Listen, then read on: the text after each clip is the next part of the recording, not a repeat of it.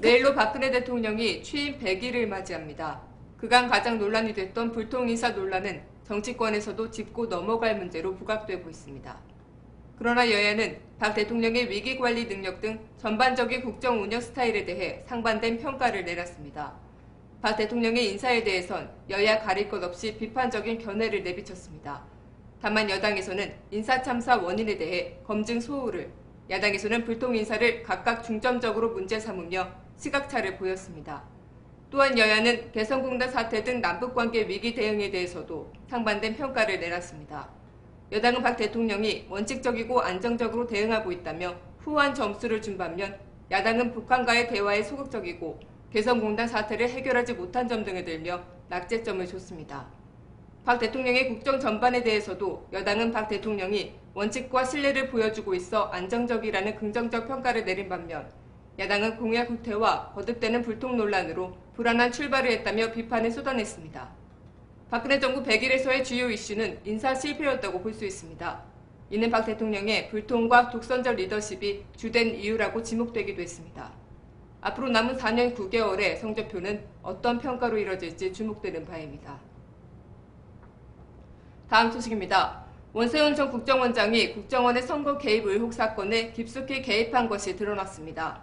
서울중앙지검 특별수사팀은 국정원 댓글 사건 배후에 원세훈 전 원장이 있었던 것으로 결론 내렸습니다.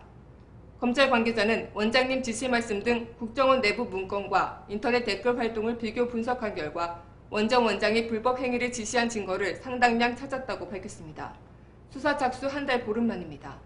검찰은 특히 국정원 직원들이 정부 정책 홍보나 대북 심리 전용 댓글 외에 야권 후보 등을 비난하는 글을 올린 것은 공직선거법에도 저촉된다고 판단했습니다. 이에 따라 원 전 원장에 대해선 정치 개입을 금지한 국정원법과 함께 선거법 위반 혐의를 적용해 이번 주 초 구속영장을 청구할 것으로 알려졌습니다. 검찰 고위 관계자는 개인 비리 의혹과 별개로 특별수사팀이 구속수사 결론을 내렸다며 마지막 법리 검토 중이라고 밝혔습니다. 국정원 관련 의혹 외에도 원 전 원장이 고가의 선물을 여러 번 받는 등 개인 비리 정황도 포착됐습니다. 검찰은 선거법 공소시효가 만료되는 오는 19일 전에 국정원 관련 사건을 마무리한 뒤 원 전 원장의 개인 비리 의혹에 대해서는 수사를 계속해 나갈 계획입니다.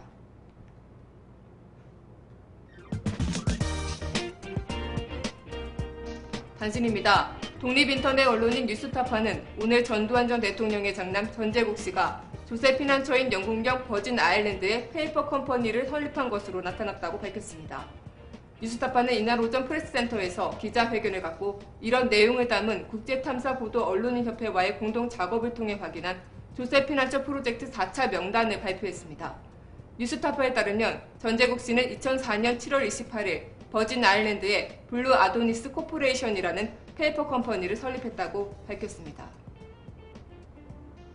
이재현 CJ그룹 회장이 검찰의 비자금 수사와 관련해 책임질 부분이 있으면 책임질 것이라고 말했습니다.